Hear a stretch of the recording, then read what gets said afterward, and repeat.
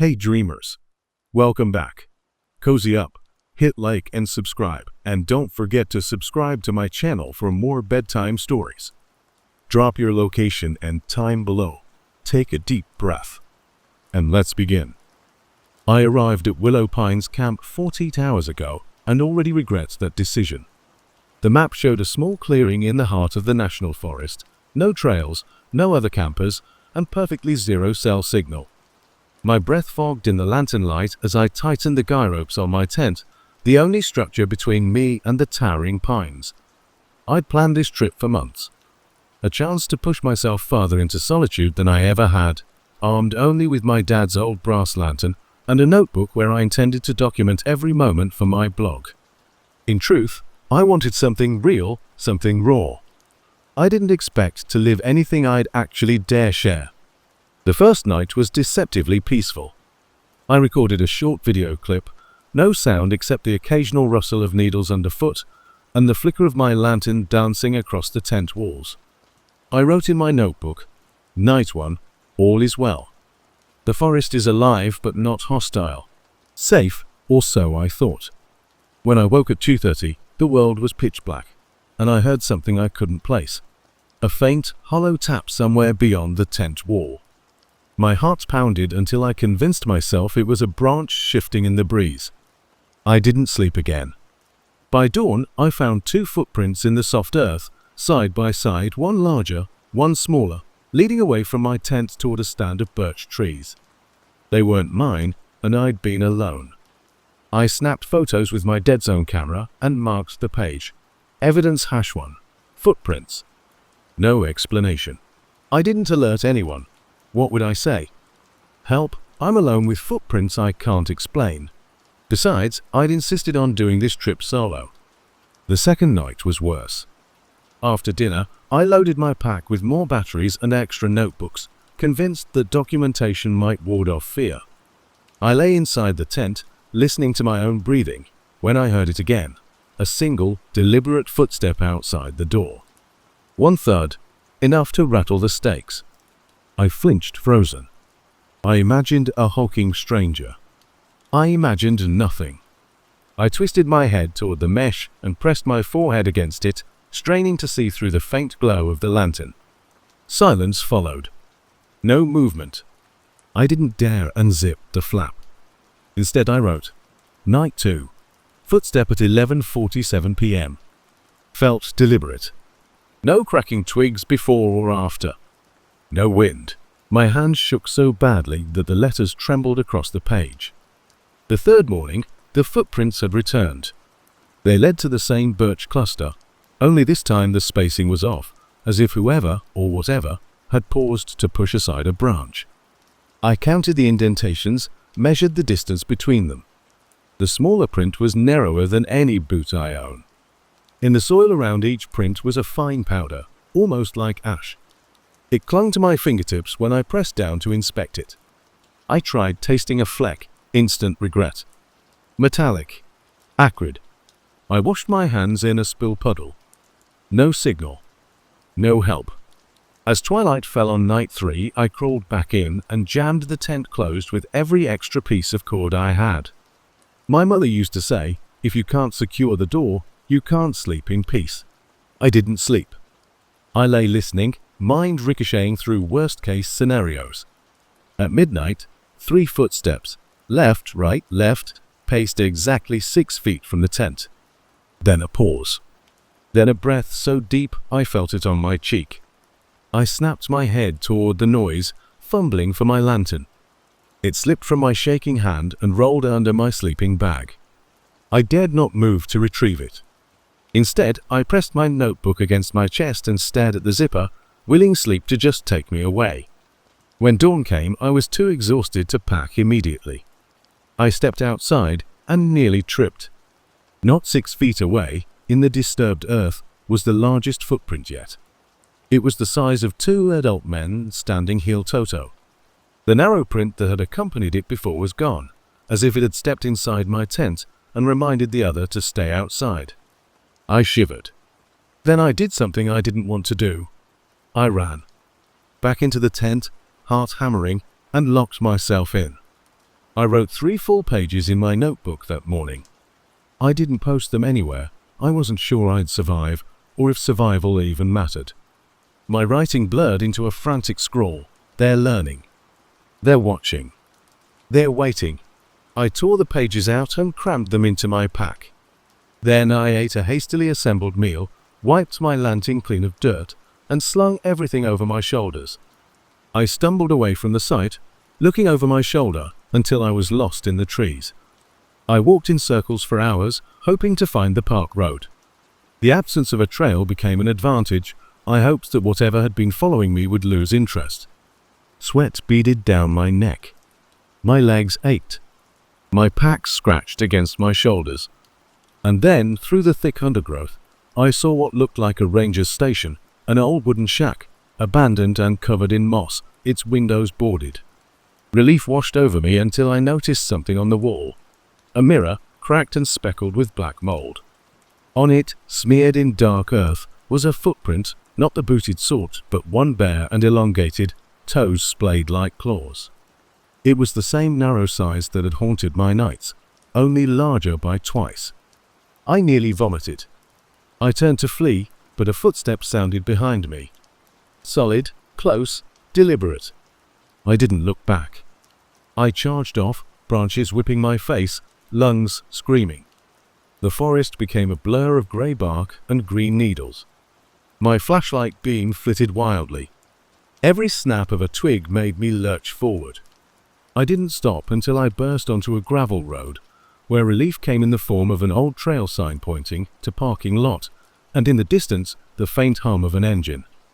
I found my car, its hood still warm from the midday sun, and collapsed onto the pavement. My hands trembled so much I could barely untie my pack. I shoved the torn notebook pages into the glove box and pressed the button to unlock the doors. As soon as the engine started, I sped away without looking back. The dashboard light read 3:14 p.m. My phone still showed no service. I'm writing this now from a coffee shop 2 towns over, the heat of the latte a comfort in my hands. I uploaded the photos of the footprints and the cracked mirror. I'm about to post this account because out there in the deep pines, something learned how to cross the thin barrier between outside and inside.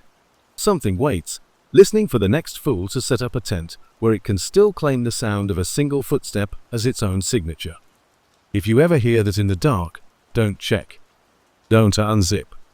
There's nothing but distance between you and whatever made that noise. Stay inside. Stay silent. Stay alive. I first stumbled on the mirror late on the afternoon of my second day alone in the forest. I'd been hiking for miles, boots crunching over brittle pine needles and dead branches, when I came across a clearing ringed by ancient oaks. There, propped haphazardly against a fallen trunk, was a tall, ornate mirror with an iron frame twisted into thorny vines. The glass was cracked in a dozen places, veined like dried riverbeds, and smudged with dark streaks of dirt or something darker I couldn't identify. I nearly laughed at the absurdity. Who on earth would haul a mirror into the woods? But something about it called to me. Maybe it was the way the setting sun caught the shards of broken glass, sending fractured light dancing across the trees. I wiped one fingertip over the surface and left a greasy smear that looked almost black against the silvery sheen. My reflection stared back at me, pale and gaunt, as if the mirror itself had drained the color from my cheeks. I should have left then. I should have turned and walked away. But I was tired of isolation, tired of the empty notebook entries I'd been scrawling since dawn. I wanted something real, something I could write about that my readers would devour overnight in the r/no sleep comments section. I wanted proof that I discovered something uncanny. So I hauled the mirror to the side of my campsite, nestled between 2 rotting logs, and used paracord to lash it to a thick branch overhead. It leaned at a slight angle that caught the dying light just enough to show the clearing behind me, even when I crouched too close. I scribbled a note in my journal, found mirror, vintage forest, on marketplace, turns out it's here in the forest. Bought it from a stranger who insisted it was one of a kind. No receipt. I didn't believe that part. No cell service, no buyers. Nobody had sold me anything. But I liked the lie. It made the discovery feel more legitimate. That night, I sat in my tent with the flap halfway unzipped so I could see the glass. I shone my small LED lantern through the opening, and the mirror flared with a cold white light, reflecting the inside of my tent as though it were a window into another world. Except the world I saw on the other side wasn't exactly mine. My sleeping bag, bright red in reality, looked grey and lifeless. The canvas walls of the tent appeared puckered, as if someone had pressed their fingers against the fabric. And my own face, though pale from the lantern's glare, looked even paler, eyes sunk deep in shadow. I leaned forward, peering into that warped reflection, and I swear I saw my own lips quiver as if forming words I hadn't spoken. I backed away, heart pounding. The forest beyond the mirror was quiet except for the soft clatter of pine needles, but in the glass I heard something faint, an echo of my breathing, drawn out and distant, like a recording played back at the wrong speed. I grabbed my journal and wrote, "Mirror freaky. Reflection off. Breathing sounds delayed. Too tired to think straight." My pen shook so badly that the letters smeared across the page. I jammed the tent flap closed tighter than I ever had before, then sat in the darkness, my back pressed against the nylon wall, and watched the fingernails of shadow creep across the fabric. I finally dozed sometime before dawn, only to wake an hour later drenched in sweat, convinced I'd felt a cold finger trace the length of my spine. Morning light revealed 2 new cracks radiating from the old ones, and when I shone my lantern on the mirror again, my reflection seemed thinner, the bones in my face sharper, as if the glass wanted to pull all the flesh from me and leave only the skeleton. I stared until the lantern dipped and nearly fell from my hand. In that moment, I thought I saw the corner of my own mouth tug up into a grin, an expression I hadn't made. I dashed forward and struck the mirror with my fist, expecting glass shards and pain, but my fist passed right through, as if the mirror were an apparition. My skin didn't catch on any edge, I barely felt a thing. I reeled back with a strangled shout, clutching at air. The mirror swung on its paracord, creaking in the stillness. I tugged it down and jammed it face down on the ground, covering it with my tarp and more rope. I wrote in my notebook, "Disabled it. Face down on dirt. Doesn't break, doesn't shatter. Not glass." Then I fell asleep from sheer exhaustion. I woke to bird calls and sunlight slanting through the canopy. For a few hours I was almost normal. I ate granola bars and tried to focus on practical things, packing my tent correctly, filtering water, marking the trail, but my thoughts kept drifting back to the mirror under my tarp. Eventually curiosity overcame caution. I yanked the tarp aside, and there it was, lying flat, but still reflecting. The reflection showed the forest floor littered with leaves, but no tarp, no mirror frame, just the earth. I took my lantern and held it low, striking the ground with a beam of light. Shadows danced, and when I raised the lantern to check the mirror again, I saw my reflection standing at the edge of the glass, staring right at me. But my reflection was smiling. I froze. My own lips were set in a neutral line, but the face in the mirror wore a grin so wide and fixed that it looked almost carved. The eyes above that mouth glinted in the lantern light, bright with some terrible delight. I reached toward the glass. My fingertip met a flat, smooth surface, and I recoiled, heart slamming. The reflection's grin grew wider, if that was even possible. Then its hand struck the glass on the other side, flat in a perfect mirror image of mine. It held that pose for a heartbeat, and then the hand dropped. I backed away and pressed my back against a tree trunk, breathing so hard I worried it might tear me apart. My phone, still useless, blinked on the ground by the tarp where I'd tossed it. I wanted to call someone, the forest ranger, my sister, anybody. But there was no signal. Not even a sliver of one. I should have left the mirror buried, covered, destroyed. Instead, I sat back on the cold earth and stared at it until my eyes went dry.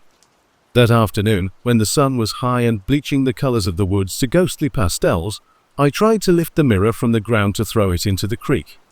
My fingers curled around the iron frame, but the mirror didn't budge. It felt fused to the mud, heavier than any mirror I'd ever hefted. a fine grit pressed between my fingers, almost like ash. It smelled of metal and ozone, sharp enough to make my eyes water. I gave up and trudged back to my tent empty-handed, shoulders slumped. I wrote, "Can't move it. It's part of the ground. I've dug around it, roots, rocks, but nothing. It stays." My pen paused as I thought of the face in the glass, frozen in that impossible grin. I wrote help and then drew a line through it. This wasn't a joke. I wasn't going to post a plea for help in a campground. I was going home soon enough. That night I barely ate. I lay in my sleeping bag, eyes open to the dark, listening. At exactly 2:17 a.m., the sound came, a gentle tap on the side of the tent. I jolted upright. No wind. No falling branch. Something or someone had tapped. I unzipped just enough to peek out. Lantern on the ground, mirror behind it, the clearing empty. I let my eyes rest on the shape of the mirror until my vision shifted and I saw, just beyond, in the reflection, a flicker of movement. I stared until it made sense, my reflection, crouched low, craning its head, grin still in place, watching me.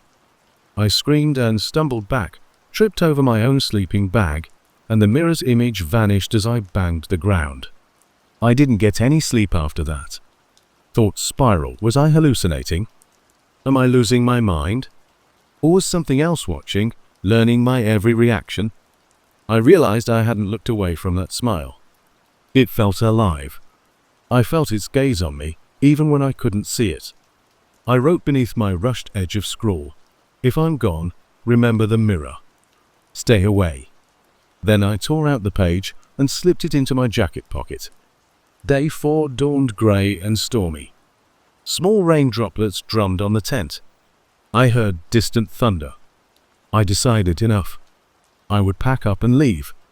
I broke camp in record time, rolling my tent as fast as promise and panic would let me. I grabbed my bag, my stove, my tarp. But when I swung around to gather the mirror, my stomach dropped. It was gone. The tarp lay in a lump, cords frayed, but no glass, no frame. I stumbled forward, blinking through the rain, but the clearing behind me was empty except for footprints in the softened earth. Footprints too narrow and too long to be human, toes splayed. They trailed off in pairs, like a limping animal, heading away from the clearing. I stared at them, heart thundering, before turning heel and racing down the path I'd marked 2 days earlier. The trail led me deeper. Something was wrong. The trees felt denser, the sky more occluded. At one point I stopped to catch my breath and saw the mirror propped against a tree, half hidden in ferns. It gleamed in the gloom, though the glass faced away. I grimaced and looked over my shoulder. No path, just a wall of trunks and branches. I focused on the mirror, as if by staring I could draw the trail back to me. I approached, hesitating only a moment before stepping into its reflection. The world in the mirror was darker, the colors muted. The forest there seemed stiller, as if it existed in some other time or place. But my own reflection wasn't alone. On the other side, behind my mirrored self, stood another figure in a hooded coat, face hidden. The figure reached a hand toward the glass, and I saw it brush my shoulder from my side of the mirror. A chill ran through me, and I staggered back, stumbling over a root. When I looked again, the mirror was blank, just the thicket behind me. No image survived. I lunged forward, yanked the mirror free of the ground, and ran. Rain spluttered my face, soaking me to the skin, but I dared not stop. Branches slapped my arms, and every broken twig felt like a warning. I sprinted until the forest thinned, and finally I burst into a logging road. I could hear the distant rumble of a truck. On the edge of the road was my car, its door wide open, headlights on, engine idling. I approached warily, half expecting to see someone crouched in the driver's seat, grinning that impossible grin. But it was empty. Rain pooled on the seat cushions, and the key lay in the ignition. I slipped in and slammed the door. My reflection in the rearview mirror wavered for a moment, almost like a curtain shifting. I held my breath until the engine roared back to life, then backed onto the road and tore away. Now I write this from a motel down the highway. the neon sign buzzing outside my window. I don't have the mirror with me, not that I could have gotten it into my car. I left it by the road, face down in the mud, hoping to bury it under something heavy. Maybe it'll anchor itself again, or maybe a forest creature will find it. I don't care. I can't risk bringing it anywhere near home. Still, sometimes I catch myself staring into reflective surfaces. The shiny hood of my car, the dark glass of my phone screen, the bathroom mirror at the dim motel sink. Every time, I brace for that grin. And it comes. Just for a moment, that same split-second reflection of me smiling wide, eyes bright with malice. Then it's gone, and I'm left blinking at my normal face. I should delete these words, convince myself it was all a dream, a fever, an anxious mind playing tricks. But r/no sleep taught me to record everything, however unbelievable. So here it is, all of it, unedited and unbroken. If the mirror still exists, waiting under those ferns, it will keep watching. And if any of you find it, if you're wandering through the pines and you see the flash of metal, the perfect arc of cracked glass, do not look. Walk away at once. Because if you meet that grin, you'll never forget its promise, that whatever stares back is no reflection of you, but something else entirely. I arrived at Blackwood Ridge just before sunset, eager to reclaim the solitude I'd lost in the grid of city streets and office cubicles. I parked at the end of an abandoned logging road, unloaded my gear, and hiked a quarter-mile into the spruce and hemlock stand until I found a perfect little bowl of gravel and pine duff, a natural fire ring where someone long ago had built a campfire. I unpacked my tent, my stove, and a small stack of logs I'd carried in.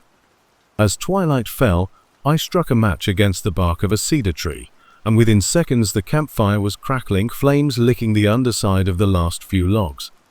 I had toast points to make, tortilla wedges smeared with peanut butter and honey, and a flask of bourbon for warmth. Before the light completely faded, I set my phone on airplane mode and deliberately clipped its antenna to preserve the forest's silence. The woods were so still that each pop of burning resin in the fire sounded like cannon fire. I smiled, poured a small measure of bourbon into a tin cup, and toasted the darkening sky. By 10 p.m., I'd circled 3 ghost stories I wanted to tell myself in the flickering orange glow. The legend of the whispering man who haunted the logging trails, the story of the vanishing family whose footprints led into the trees and then simply stopped, and the tale of the woman in white who burned to embers every time the fire died. I needed something to chase the buzzing of my own thoughts, to keep me awake and alert. I started with the whispering man. I told myself the words as if I were reading from a script. They say he's a logger who got lost on Blackwood Ridge, chasing his own echo through the fog. They say if you hear your name whispered in the pines, it isn't your name anymore. My voice echoed off the trunks, and I shivered for the story, of course. I leaned back against a log, the firelight tracing the spines of pine cones all around me. When I finished, I poked the coals and watched the ember glow intensify. I thought I heard a faint psst, a hushed rasp, like paper being folded, coming from somewhere beneath the undergrowth, but when I looked, nothing moved but the firelight dancing on the needles. I told myself I was imagining it. I told myself that's how a ghost story works. You half believe it, and suddenly you see shadows in every brush of wind. But right then, I leaned forward to poke another log into the embers and felt a weighty thump echo in the gravel. My heart lurched. It sounded like a log, but I hadn't grabbed one. I knelt and swept away charred fragments to clear the ring. No new logs, no sticks, only fresh gravel that hadn't been there before. I stared at the dirt, then back at the fire. The last ember popped bright, orange, then again. At 1:23 a.m., I crawled into my tent, zipped the door, and lay awake listening to the fire's dying embers. I thought I heard something slither, a long, low breath that wasn't my own, close and wet. I pressed my hand to the tent wall and felt a chill. I whispered, "It's just the wind," but the wind rarely sighs like that. I drifted into half-sleep, visions of chocolate-black figures flickering in my eyelids, and woke frozen at 2:07 a.m. when the flap rattled like someone brushing their hand against the canvas. I waited until dawn. When I unzipped the tent, the fire was still there, smoldering red as though it had never gone out. No logs remained, only a small pile of white ash, but the heat was intense enough to smoke my boots if I stood too close. The gravel ring looked polished, as if someone had taken a brush and swept away every last pine needle. The striking thing was the embers. They were arranged in a perfect circle, almost geometric, laying out a kind of rune I didn't recognize. I kicked the ring apart and stomped out every glowing chip. I found 4 footprints pressed into the gravel beyond the ring, 2 adult size and 2 child size. They were clear indentations, perfect ovals. The adult prints looked like someone wearing work boots, but the child prints were bare, too small for any bird, toes too long. They led away into the trees, and I followed them for 100 feet before the forest swallowed them. No broken twigs. No scuff on the dirt. I returned to the site and cleared my throat, trying to summon courage back into my voice. I said, "This is ridiculous. I built this fire. I know how fires burn out. I collected embers in a metal tin, just in case, then packed everything else and decided I'd leave at first light." I told myself that enough was enough. But by mid-afternoon, the sky grew heavy with unseasonal clouds. I'd already pitched my tent again, unwilling to brave another night with the unknown prowling just beyond the firelight. Around 3:30 p.m., I ventured out to stretch my legs and gather water. When I returned, my fire ring was gone, replaced by a small mound of earth upturned like fresh grave soil. As I set down my pack, the air thickened, and I heard a high-pitched giggle, almost childlike, somewhere behind me. I spun around. Nothing. The forest was silent except for my own breathing. I scooped the earth with my hands and found more of those childlike footprints, not pressed in gravel, but pressed into dirt, toes splayed in terror. I stared for several minutes, heart racing, before the breeze stirred the needles overhead, and I covered them with sticks and rocks, smoothing the soil until it looked undisturbed. Night fell early, and rain began to spit against the canvas. I sat in the tent's small vestibule, straining to listen. At 11:11 p.m., I heard a crackle, like the popping of fresh wood, yet my stove fuel was untouched. I unzipped to peer out. The rain had stopped, and the clearing was lit only by moonlight, but where my fire should have been glowing there was nothing but blackness. Then the embers burst alive, blue and wild, lashes of flame dancing upward. I saw logs in the fire ring, logs I recognized from my stack, and beside them another log, smaller, like a branch cut into a stake. It lay among my own supplies, though I'd never seen it before. I fumbled for boots and jacket and stepped into the night toward the crackling. The fire spat sparks like stars, and I blinked against the heat. On each log someone had carved markings. Crude stick figures, 2 tall ones and 2 small ones, etched deep into the wood. Underneath, a series of lines like tally marks. 12. I counted, 12 tall slashes, 12 short. I thought of ghosts marking time, of families trapped in loops, of the vanishing footprints. The eruption of flame lit the clearing so brightly I could see a circle of broken branches beyond. Someone had trampled a ring around the fire, pushing aside brush in a perfect circle. As I approached, I felt a soft sobbing, childlike but desperate, pulling me in. I froze, hands tense at my sides. The logs burned hotter, faster, and the carvings began to glow cherry red. A voice hissed through the crackle. "Stay." It sounded like wind rustling across paper. "Stay." I shook my head and backed away. The sobbing sharpened into hysterical wails, echoing from every direction. The forest floor pulsed beneath my boots as if it were breathing. My instincts screamed to run, but I stood rooted, too frightened to decide. Then, in the corner of my vision, I saw movement. One of the carved stick figures lifted its arm, as if waving. I stumbled backward, tripped over a root, and pitched forward onto the damp earth.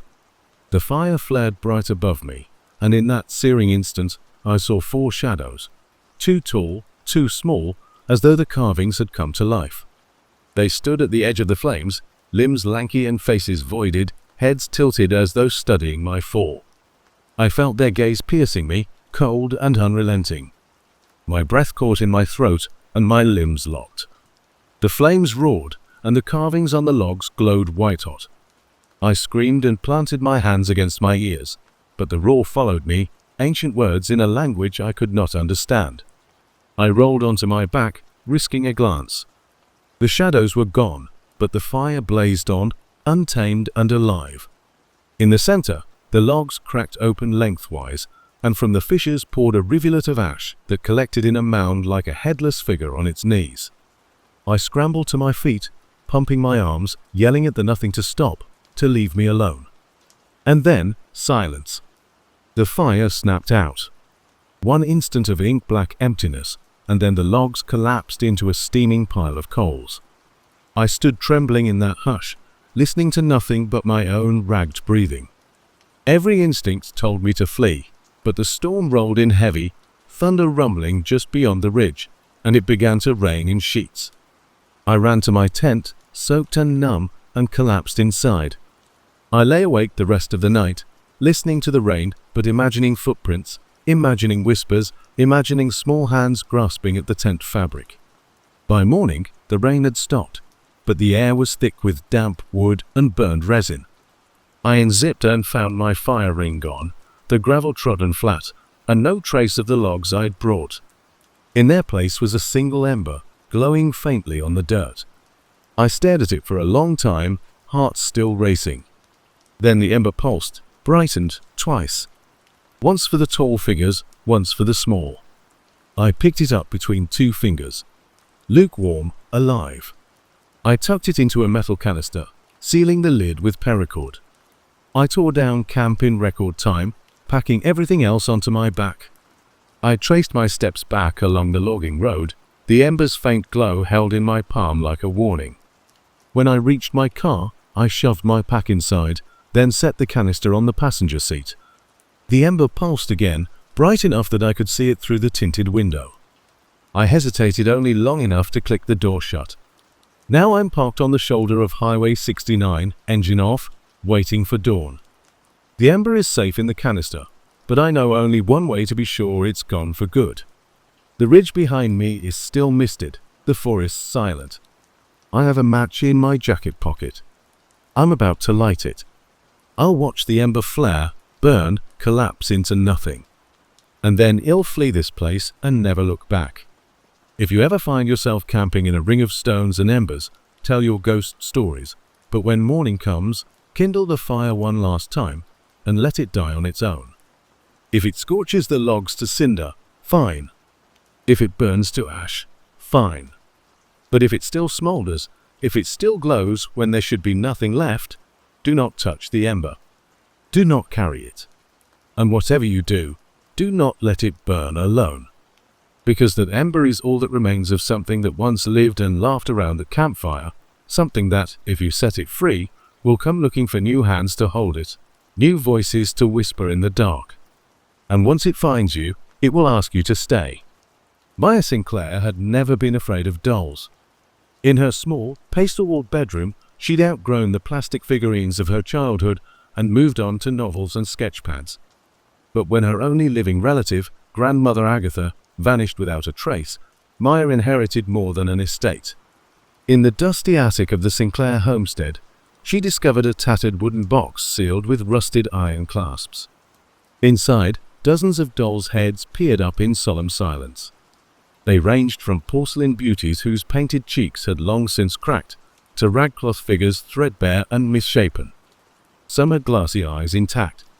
Others lay discarded, shards of blue and brown pupils scattered among broken limbs. A letter from Agatha lay atop the pile. Dearest Maya, I cannot stay. I've become part of the playthings myself. Do not open this box by daylight, nor by moonlight. But if you must, beware the hour you find them under your pillow. Maya laughed off the warning as mere eccentricity until the first night she heard the scratching. It began just before midnight, a faint scuff against her mattress. Heart pounding, she lay rigid, listening as tiny nails scraped wood. Then, as a sudden chill crept along her spine, a low voice hissed, "Maya!" Maya leapt from her bed to the attic stairs, a panic-stricken dash that left her breathless. Every bulb in the hallway flickered until darkness swallowed the landing. She returned to her room by dawn's pale light, convinced it had been a dream. But on her pillow lay a small porcelain doll, no larger than her palm, its cracked lips frozen in a silent grin. The next night came with heavier warnings.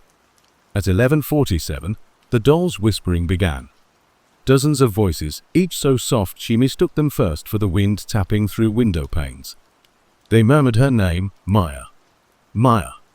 Then shapes formed at the edge of her vision. A tiny rag doll with one glass eye, rocking back and forth just beyond the fringe of her bed covers. A miniature ballerina whose tutu shimmered in the starlight, yet whose face remained blank. By night 3, she could no longer ignore the truth. The box had followed her downstairs and settled beneath her mattress. When she lifted the bedskirt in frantic dread, she found 50 dolls arranged in a perfect semicircle, each foot aimed toward her sleeping spot. Their faces seemed to leer, the cracks in their porcelain cheeks widening like gaping mouths. One held a tiny scroll of yellowed paper, inscribed in Agatha's trembling script. "They hunger for your dreams. Offer them one soul, or they will take yours." Sleep became impossible. Every attempt at closing her eyes summoned their chorus of demands, soft but unrelenting. A secret, a fear. They pleaded in harmonies that slithered through her mind. At dusk, she wrote her deepest sorrow on a slip of paper. I failed her. She meant her mother, who died when Maya was only 8.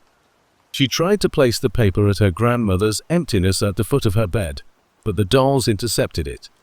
That night, they recited her confession in arches of broken lullaby until tears streamed down Maya's face.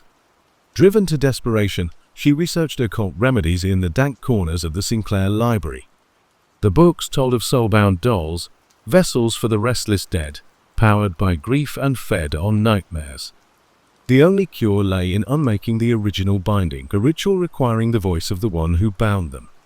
Maya crept into her grandmother's old workshop and found Agatha's diary, filled with feverish entries about opening the gate and collecting playmates. The final line was scrawled in blood-red ink. Midnight. Pillow. New companion. At midnight, Maya prepared a circle of salt and candlelight in her bedroom, the diary open at the ritual page. She placed the most cracked doll at the center and read aloud the incantation, her voice quavering. By silent tongue and trembling hand, I sever bonds twixt clay and land. By broken vow and final plea, I set you lost and set me free. The room went cold. Every candle blew out in unison. Maya's heart slammed against her ribs as the dolls rose from the floor, tilting their heads to stare with empty eyes. The cracked doll in the salt circle began to twitch, its porcelain mouth stretching into an impossible grin. Then, whispered all at once, came the words, "Not free. Until another sleeps." A terrible clarity seized Maya. The dolls would accept no escape. Their curse demanded a new playmate. And at that moment, the door behind her creaked open. She turned to see her own reflection step into the room, a doppelganger with black glazed eyes and a porcelain grin identical to the doll's. Maya screamed, but her voice was swallowed by the pounding of little footsteps as the circle collapsed.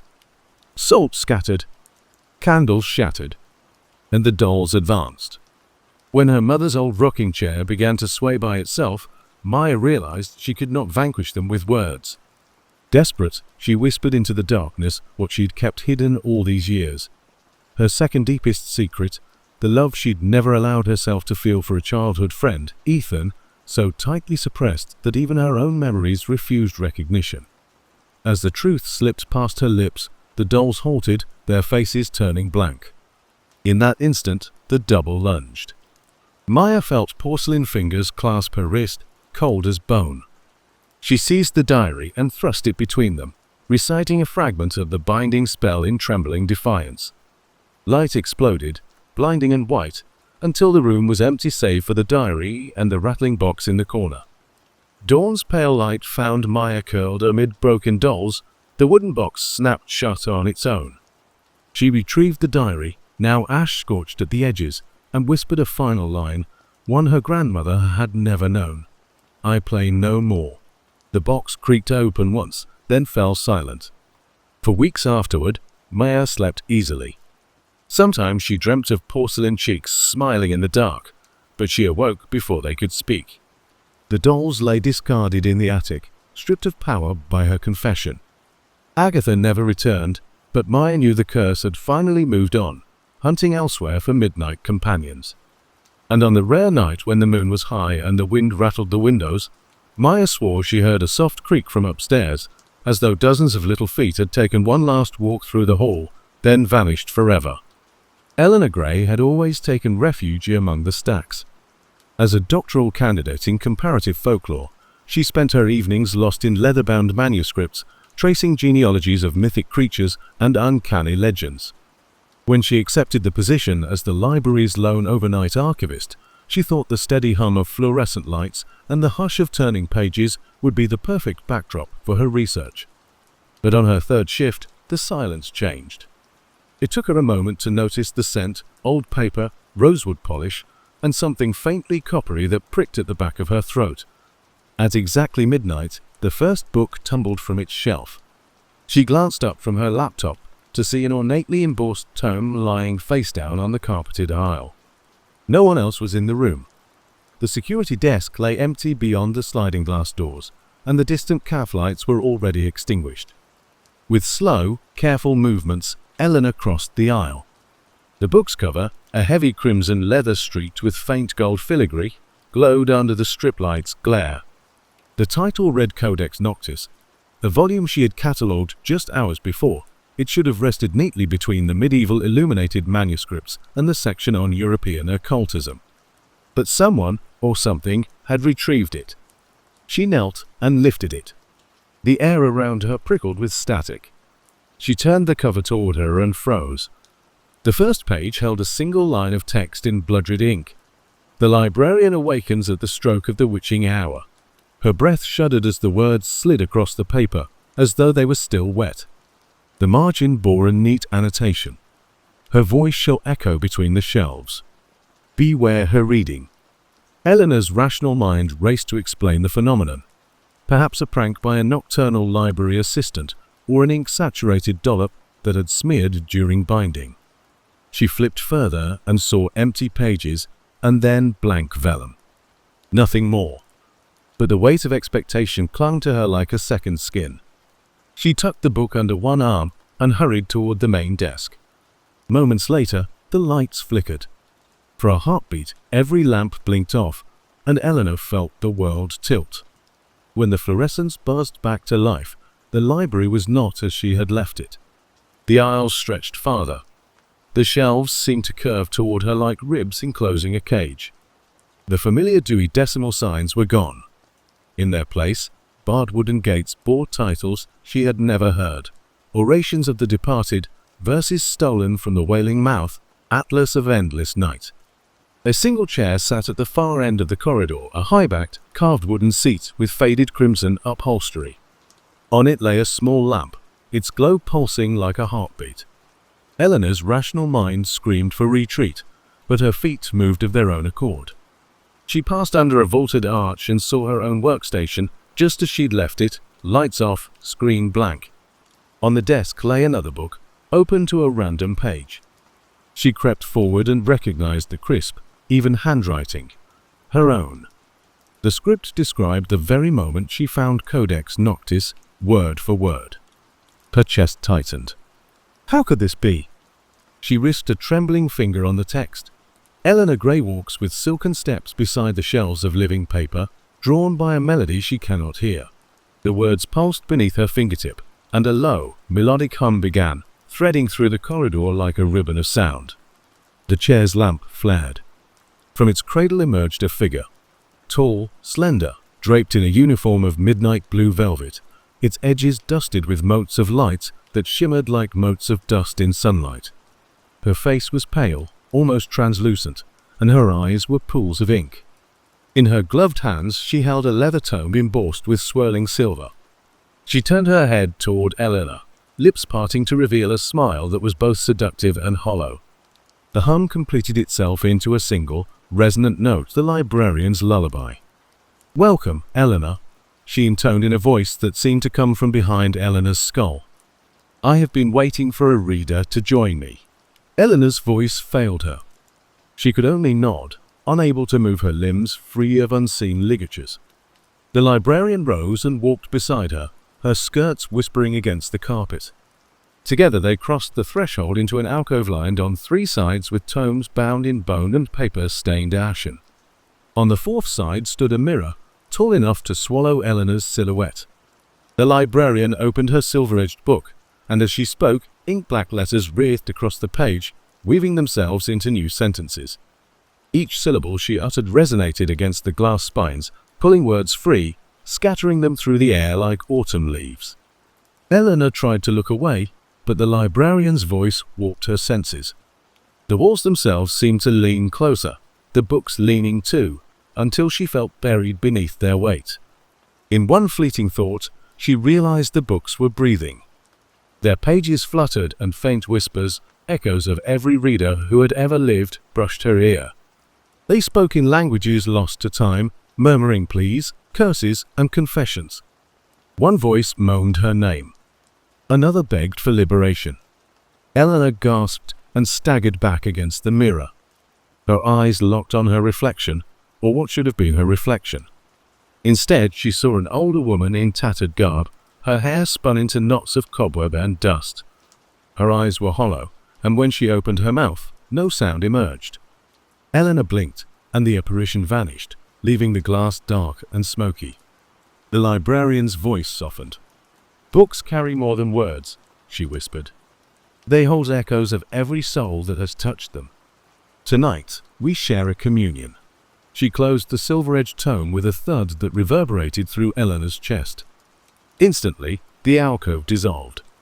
She stood once more in her familiar aisle, the usual signs and shelves restored. The clock over the service desk read 12:03 a.m. Eleanor jolted upright, pulse slamming against her ribs. The librarian stood behind her, unnaturally still. "Tell me," the librarian said, reaching out. "What do you seek among these volumes?" Eleanor swallowed. The question felt like a key sliding into her mind's deepest vault. She recalled her reason for being here: to find the origin of that lullaby, to discover whether the tale of the midnight librarian was mere legend or something more. She licked her dry lips and whispered, "The melody. Where did it come from? Why does it echo through the pages?" A slow smile curved the librarian's lips.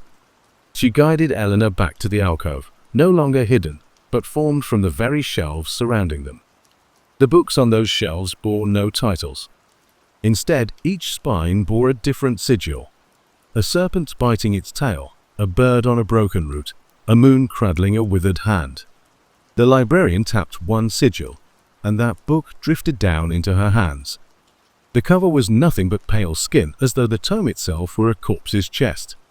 Eleanor recoiled, but the librarian pressed the book toward her. "Listen," she said, opening it. The pages were blank. Then typed letters began to appear, as if an invisible typewriter clacked in the darkness. Eleanor peered at the first lines. "Beneath the tower of stones, beneath the keeper's sigh, 1,000 voices sleep in ink. Speak their names aloud tonight, and awaken what shall follow." The words shimmered and faded, replaced by new ones, an invocation laced with tremors and shadows. Eleanor read, each syllable carving a line of ice along her spine. She tried to stop, to close the book, but her fingers were pinned by the librarian's slender grip. The corridor behind them darkened as the hum returned, louder and more insistent. Without warning, the book snapped shut. The alcove vanished again, leaving the 2 women in the main hall. Eleanor bolted upright, her heart rattling like a chain. The library's doors slid open with a hiss, and the warm night air rushed in. The librarian stood in the threshold, her form half dissolved by the light. She bowed her head as if in farewell. "Remember me," she whispered, "for I live between your pages now." Then she stepped beyond the threshold and vanished into the night. Eleanor collapsed against the doorjamb as the sensors closed the doors behind her. The carousel of lights overhead hummed back to normal, and the monitors blipped to life. In the light of day, Eleanor found the library exactly as she'd left it. Codex Noctis rested unopened on her desk. The forbidden alcove had vanished. She shook her head, wondering whether exhaustion had haunted her mind with dreams. Yet as she reached for her coffee, she noticed a new book on the desk, bound in midnight blue velvet, unmarked, awaiting her touch. The moment her palm brushed the cover, she heard the hum, a distant lullaby calling her back. Night after night, Eleanor returned to the stacks. She catalogued dusty volumes and whispered incantations that only she knew. The melody threaded through her thoughts as she traced its variations in every language she could find. Friends and colleagues noticed her pale cheeks and sleepless eyes, but Eleanor could not abandon her quest. She felt drawn, as if the librarian's promise had taken root in her blood. Each midnight the doors would open for her alone, and that velvet book would appear on the desk, its pages blank until she read aloud from memory the lines she discovered in dreams. Over time, Eleanor's voice grew stronger, resonant with the cadence of the hidden texts. The library's corridors warped again, lengths stretching under her gaze. Books shuffled themselves into new alignments, guiding her steps. And beneath every shelf, she felt the pulse of words waiting to be spoken. She understood now. The librarian had not vanished. She had passed her mantle to Eleanor Gray. So when the clock strikes midnight, and the doors slide open into absolute hush, Eleanor greets the soft sigh of the shelves. She opens the velvet book, and with each word she reads, the library breathes around her. For every story ever written finds its echo here, and the voices of the long-dead authors whisper her name. The midnight librarian endures, and her next reader waits in the darkness, waiting for the melody of words to call them home. She slipped into the rearview mirror like a whisper you only half heard, her ivory dress drifting in the wind, her eyes empty wells of sorrow. Emma glanced at the shoulder seat, her breath hitching. "You see her too, right?" she asked, voice trembling. Jack didn't answer. His knuckles on the steering wheel whitened as the dark stretch of Highway 19 yawned before them.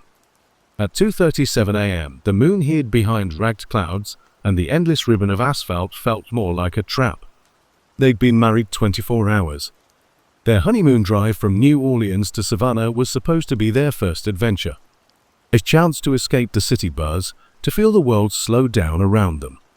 Instead, they felt endless miles of emptiness, and something else, something watching. "Jack," Emma whispered. "She's right there." Through the crack in the windshield's frost, a figure stood at the edge of the road, a young woman in a torn wedding gown, cheeks smeared with dirt and streaked tears. Her white veil, shredded and stained, fluttered like gauzy wings. Traffic was sparse this late, but the sight knotted Jack's stomach. He slowed the car. "She looks hurt." Emma's hand hovered over the door handle. "We can't leave her." Jack inhaled, exhaled. "Okay, but keep calm."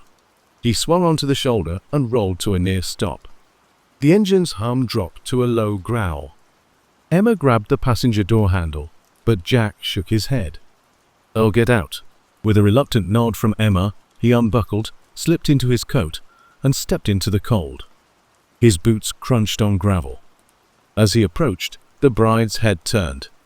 Her hair, once blonde, clung in matted clumps. Her eyes, pale blue, held him. He felt frozen. "Miss," he said, voice curt. "Are you okay?" She raised a hand, trembling. "Please, help me." Jack reached for the door. "Come inside," he offered. She didn't move. Instead, she took one slow step toward him. He gestured at the car. "It's warm in there." Emma's voice drifted through the open window. "Jack," he turned to her. "I'll bring her around." He offered the bride his hand. She placed her bone-thin fingers in his. The instant their skin touched, Jack felt a cold fire bite into his marrow. Her palm was ice, slipping from his grasp. He staggered, tearing his hand free, and she drifted back a pace. "No," she whispered, hair trailing across her face. "Stay with me." Jack's heart pounded. He shook his head. "Let's get you warmed up." "Please." She closed her eyes. The air pressed in.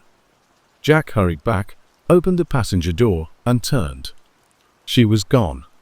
He blinked. The roadside was empty. No pale gown, no veil. Only silence. Emma leaned forward, pale. "Jack, what happened?" He closed the car door with a jolt. She disappeared. Emma frowned. Disappeared? Together they peered into the dark. The only sound, crickets and the soft hum of the engine.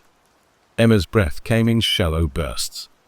Maybe she went back into the woods? Jack swallowed. "Let's just keep moving." He fired up the engine. As they pulled back onto the highway, Emma's eyes darted toward the woods. Was she even real? Jack drove on, guilt tangling with confusion. Who could vanish like that? He told himself they'd imagined it, exhaustion playing tricks. Emma nodded numbly, and they fell silent. An hour later, Emma slept in the passenger seat. Jack's gaze kept straying to the rearview mirror. The moon had cleared, and the road stretched under a vault of stars. No other cars. No souls. The air on his right side seemed thicker, colder. He reached over and shook Emma's shoulder. She stirred, blinking. "Jack?" "In Savannah," he said. "Good." She snuggled back. "Get some rest. I'll drive next." He smiled faintly. "Thanks." She slid behind the wheel. Jack curled in the seat and dozed. Moments later, he awakened to Emma's shout. "Jack! Look!" Heart in throat, he blinked awake. Ahead, a shape stepped onto the yellow lines. Jack's breath caught. It was her again, the bride. She stood as if waiting. Her gown glowed pale in the headlights, veil fanning out behind. Emma slammed the brakes. The car skidded, tires screeching. They stopped feet from her. Emma yanked at the door. "No, Jack." "Don't." Jack ignored her. He flung his door open, the cold night swallowing him. Emma called his name, but he sprinted forward. As he neared, the bride lifted her head and smiled, a slow, terrible curve of lips that revealed two perfect teeth. "Emma," Jack gasped. "Help me." Emma tore open her door and followed. The night was still. No breeze. Jack reached out, bursting with desperate hope. The bride tilted her head. "I'm already here," she said, voice like glass cracking. Then she stepped back, and Jack stumbled, arms closing on nothing. She vanished again, dissolving into the darkness like smoke. Emma grabbed his arm. "Jack, stop." He swayed. "She's gone." Bile rose in his throat. For a moment, in the mist by the roadside, he thought he saw her silhouette, head hanging, veil dragging in rot. He blinked. Nothing. Emma guided him back to the car. They slammed the doors closed. She locked them with shaking fingers. Jack's heart pounded. "What is this?" Emma whispered, tears glistening. "I don't know," Jack said. "But something's wrong." They didn't speak for miles. The hum of the engine felt loud. Emma wiped her eyes. "We should turn back. Head home." Jack swallowed again. "No." "We're almost there." "Almost to what?" She shot back. "Savannah?" "The same place she came from?" Jack's grip tightened. "We'll find a motel, sleep. In daylight we can find someone, help her." Emma stared at him, incredulous. "We can't help her, Jack. She's something else." He exhaled sharply. "I know." They drove on. They arrived at the Whispering Oaks Motel at 4:12 a.m. The neon sign flickered, casting a sickly glow over chipped pavement. The office window was dark. A bell lay on the counter. Emma nudged Jack. He climbed the steps and rang the bell. The chime echoed. Footsteps above. An old woman in an apron opened a shabby door. Her face, lined and pale, regarded them. "You folks lost?" Emma swallowed. "We need a room."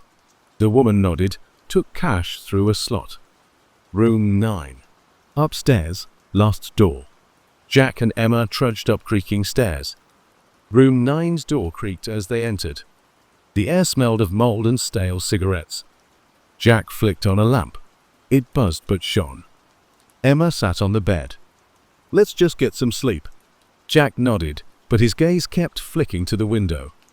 Outside, the empty parking lot lay bathed in neon. No sign of the bride. They settled under the thin blankets. Jack's wristwatch ticked. At 4:37 a.m., Emma's phone buzzed. She checked it, brows furrowed. "What is it?" Her voice shook. "It's Twitter. There's a thread. People posting pictures from different parts of the country, roadside wedding wrecks, accidents. And each one, someone's in a wedding dress." She slid the phone toward Jack. He scrolled through images: a discarded bouquet by a guardrail, tire marks through white fabric drenched in blood, a bride's shoe abandoned in tall grass, a veil snagged on a signpost. Each scene had a timestamp: 2:30 a.m., 2:45 a.m., 3 a.m. And in comments, "Did anyone help her? I saw a ghost bride on my drive last night." This is the 4th disappearance this month. Jack's blood ran cold. "She's not alone," Emma whispered. "They say the bride vanishes the moment you try to touch her." Jack closed his eyes. "We tried to help." Emma's shoulders shook. "And she vanished." They lay back, wide awake. The air felt thick, pregnant. Nothing moved. Then rap. Rap-rap-rap on the window. Jack bolted upright. Emma shrieked. They stared at the glass. A pale hand, just fingertips, tapped on the pane, tracing a finger down the frost. Jack leapt from the bed. He yanked the curtain. Outside, on the balcony railing, the bride stood, staring in. Her eyes were hollow, dark rings. No tears, just emptiness. Her mouth moved, inaudible. Jack stumbled back. Emma grabbed his arm. "She wants in," Emma sobbed. Jack yanked at the handle. It was locked. "God, please." He spun and punched at the lock. It clicked. The window screeched open. Emma screamed. The bride's face invaded the room, a white ghost thrust forward, mouth opening with a silent wail. Jack snatched Emma and shoved her away. He slammed the window shut. Emma slammed it locked. They huddled in the corner, trembling. The window rattled as something pounded on the metal railing. Then silence. They sat for long minutes. Finally, Emma dared.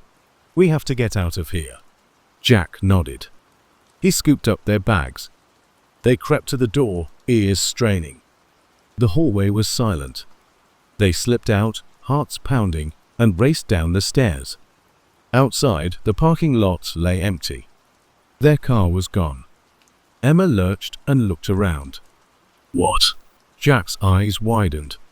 Next to the bus stop sign stood a rusted Impala, their rental. But its windows were clouded. They ran to it. Jack tore open the door. Nothing but empty seats. In the back, a tangle of white fabric. He plunged inside. It was the bride's gown, blood-stained, decayed. The lace clung to the seat. Jack gagged, scrambling back. Emma cried out as something slammed into them. They fell against the car. Turning, they saw the bride hovering inches away, feet not touching the ground, gown swirling like spilled milk. "You left me," she said, voice echoing. Jack whispered, "We tried." Her eyes flared. "Alone." She swept her arm, and the world tilted. Jack felt himself pulled toward her, a fierce magnet. Emma screamed, but Jack's hands reached out. Then Emma grabbed his collar and yanked him back. "No," she roared. He snapped out of it. Jack grabbed Emma's hand. They ran, no thought, just flight. They didn't stop until they reached Highway 21, 20 miles away by sunrise. The sky bloomed violet and gold. The bride was gone. Jack skidded to a halt at the Welcome to Savannah sign. They tumbled from the car, breathless. Emma sank to her knees, swallowing sobs. Jack held her. Morning birds chirped. Sunlight glinted on dew-soaked grass. In the distance, the highway stretched on, empty. Emma looked up at Jack, eyes red but determined. "We'll find her," she said softly. We'll help her finish her journey." Jack nodded. "We will." Hand in hand, they stepped onto Highway 21, heading into the haze of dawn. Behind them, the road lay empty save for a single wedding shoe propped on the ridge, a silent invitation. And somewhere, the vanishing bride waited.